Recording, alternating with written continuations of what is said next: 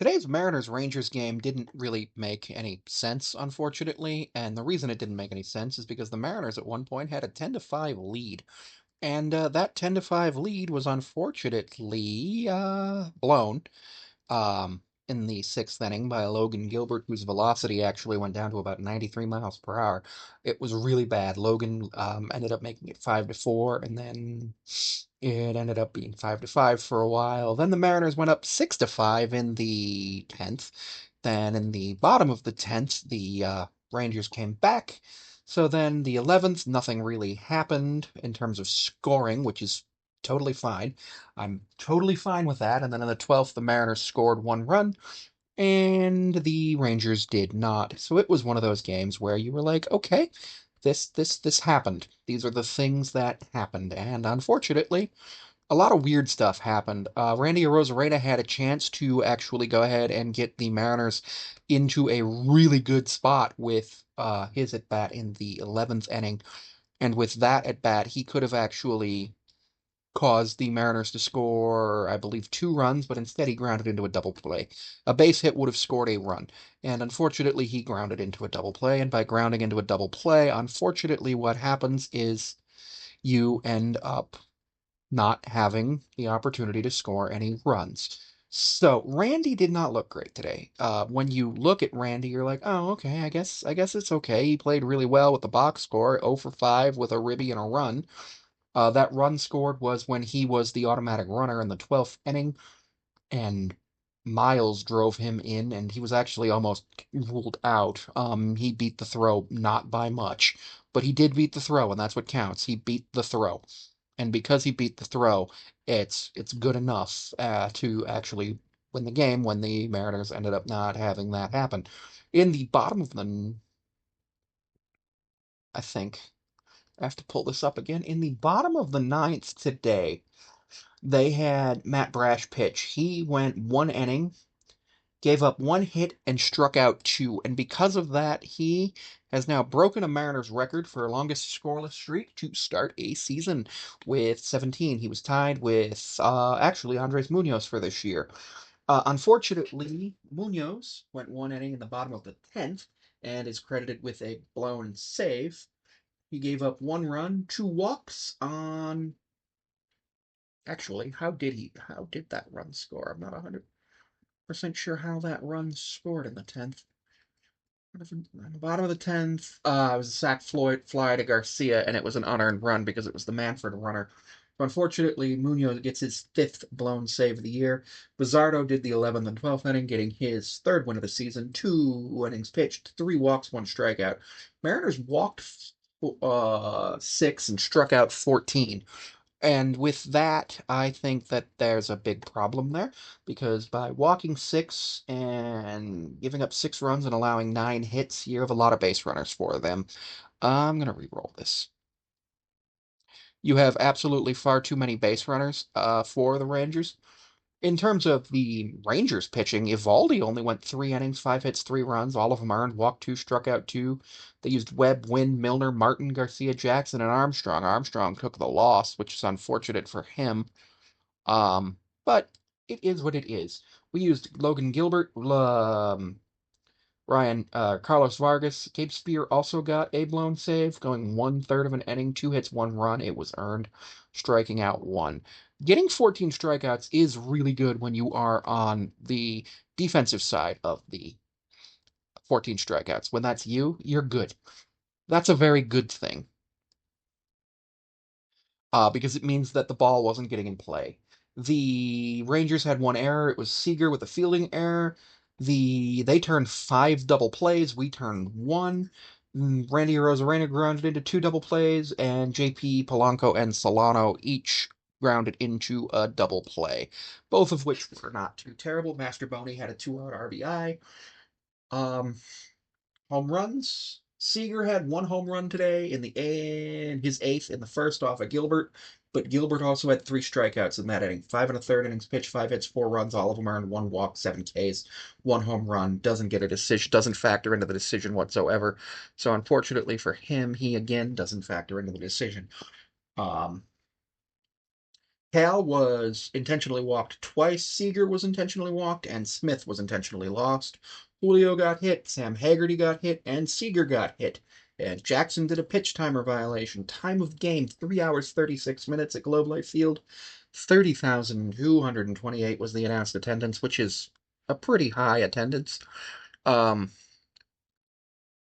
when you really think about it, because like that's a lot of people to see a baseball game. There was some good situational hitting for the Mariners today that I really actually enjoyed. We had a sacrifice fly from where's the sac flies? From a Rosarena, which was good. But there was some other problems with the Mariners today. So JP 2 for 6 or 3 for 6 scored 2 runs, really good. Julio 3 for 5 scored 2 runs, had an RBI. Cal 1 for 3 with 3 walks, so he was on base 4 times, which is really good. Jorge Polanco had 2 RBIs. Should have had 2 hits, but he didn't quite beat out the first one, and I on a double play, and I honestly thought he would have, but that also would have just been a fielder's choice. But it felt like something there. Randy Rosarena went 0 for 5 with a sac fly, 1 run, and 2 strikeouts. That 1 run was when he was the Manfred runner. Rayleigh went 2 for 6. Dom Canzone went 1 for 3, and then for some reason we brought in Dylan Moore to pinch hit for him. He scored a run. Ben Williamson 2 for 4. Masturboni had a defensive masterpiece in the bottom of the 11th to just save the game. He caught a ball that was going to land fair and cause the Mariners to get walked off, and it was great. And then he drove in the winning run in the top of the 12th. Cole Young went 1 for 3, had a hit taken away from him when he just lined it right to the Rangers first baseman, and it just got hit. It was like 107 off the bat. Donovan Solano 1 for 3 with a walk or with a ribby. Donovan Solano's platting over 500 over the last week.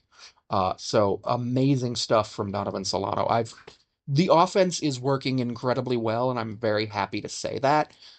There's some issues with our starting pitching and defense, but it could be better. It could be worse. There's a million different things that could happen. Randy Rosarena, as I've said before, he is in by the end of the season, he will be in the top 600, top 500 in career strikeouts in only 7 seasons. And unfortunately, that does mean that sometimes in situations where you want Randy Rosarena to be that clutch guy who gets you that last out, he doesn't. Or gets you that run, he doesn't. When he's up there and you're like, I need somebody to do this, it doesn't work because Randy unfortunately strikes out too much. And by striking out too much, he's not putting the ball in play. Yes, he put the ball in play for that ribby, but unfortunately, that wasn't enough. And because it wasn't enough, it meant that the Mariners had to play an extra inning. It meant we had to use pretty much all of our relievers. And by using too many of our relievers, it leads to a huge problem with another 3 game series, or another 3 games before we come back home for 6 more games before the All-Star break. It's tough. The Mariners are in a tough position with their bullpen, just due to the way things are going, but I feel like they can manage it. Logan Gilbert giving 5 1/3 innings is good, but his velocity being down towards the end of that, I definitely feel like that's something we should be concerned about because his velocity wasn't that high. His velocity did dip in his last in his last rehab start towards the end of it as well, which was a major problem. And I don't think that that's something that's good. For the Mariners to continue playing like this will be good. The Mariners getting a win today is good. Obviously, most of the time when the Mariners have um, 4 game series, just like other baseball teams, they split them, and I expect that to happen again here with this Rangers series. I can see it going 1-1, 1-1, or 2-2, or potentially the Mariners win the series. There's a million different ways I could see that.